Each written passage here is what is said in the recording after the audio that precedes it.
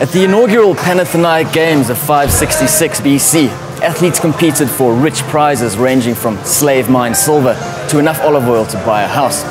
But the grandest prizes of all went to the combat athletes, allowing the best wrestlers and boxers to retire young and wealthy.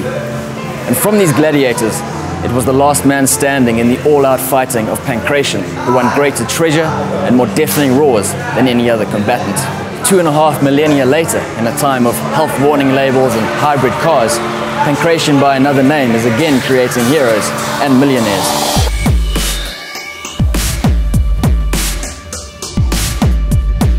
The South African mixed martial arts scene is in its infancy, but it's sprawling rapidly, with gyms like this one in upmarket Johannesburg emerging at an impressive rate. Our top promoter, EFC Africa, now draws 7,000 loyal fans to its tournaments at the Coca-Cola Dome, with its quality fighters and epic sound and lighting.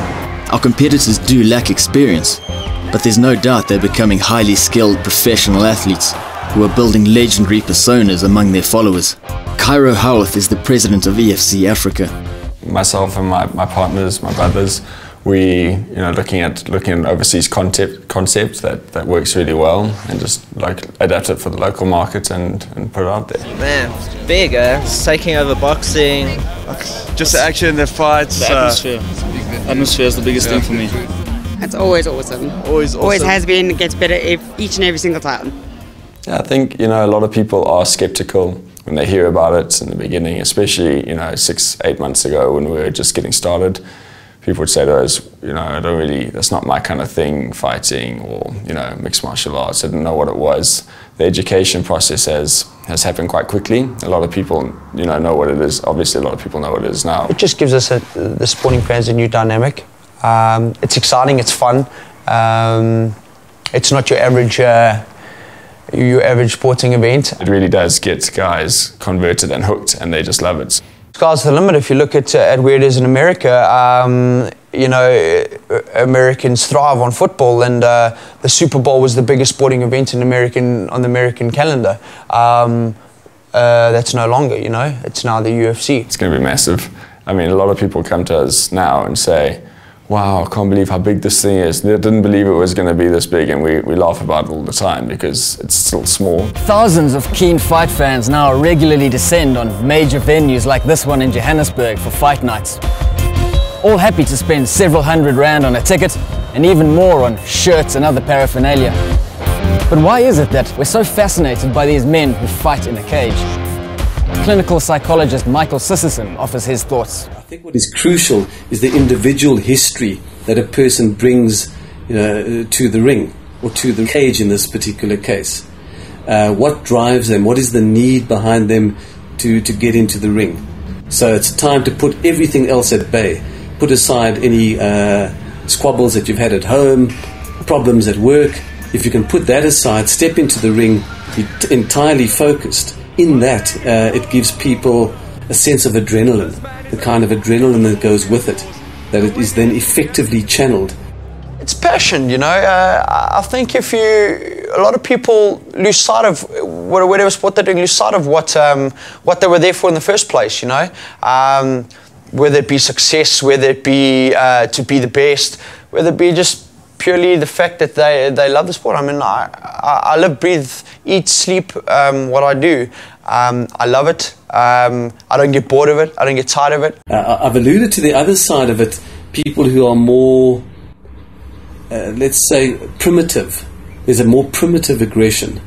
And these are the guys who have learnt the only way to survive is through the fist or through the kick, or through annihilating and obliterating somebody. That kind of person, I think, comes into the ring with different motives. Those guys can't cope with it. So, they're always going to be around. They're always going to be involved. But they're not the mainstream. They're not the bulk of the sport. This dichotomy between the more, call it the civilized person who psychologically is able to process his emotions, as opposed to the primitive person, the primitive man. This is how men have actually survived through the ages. It's you against them. There's no escape, no running away. For that 15 minutes, 25 minutes, nothing else matters but you and him. It's absolute freedom. I think one of the things that they do get is the adrenaline rush, the entire kind of focus, that suddenly it's me and this other person. Yes, I've got hundreds of people outside here, spectators, looking in and actually, what should I say, identifying, I think, with the aggressive mood that is there. Total adrenaline rush. I mean, taking part and watching it, it's got to be the ultimate in combat. Blood and violence. This is South Africa. It's pretty cool. It's it's violent. It's a lot of blood, sweat, and tears. It's all good. I think people have always wanted to know which martial arts is number one, which one was more effective than the other one, and that's been the argument for centuries. There are sluggers and ruffians in the game, but they never win for long. Top mixed martial artists are wonderful athletes.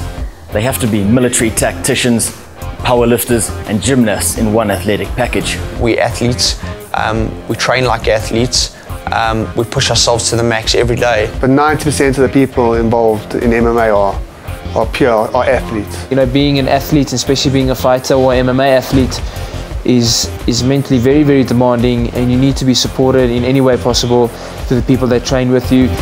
Training covers disciplines ranging from Greco-Roman wrestling to Kung Fu, and requires strength and endurance work that is second to none. Some of their techniques have been refined by Miyagi-like sages over many centuries. Barroom brawlers they are not. A lot of our guys are really good, really good fighters. They've got the skill set.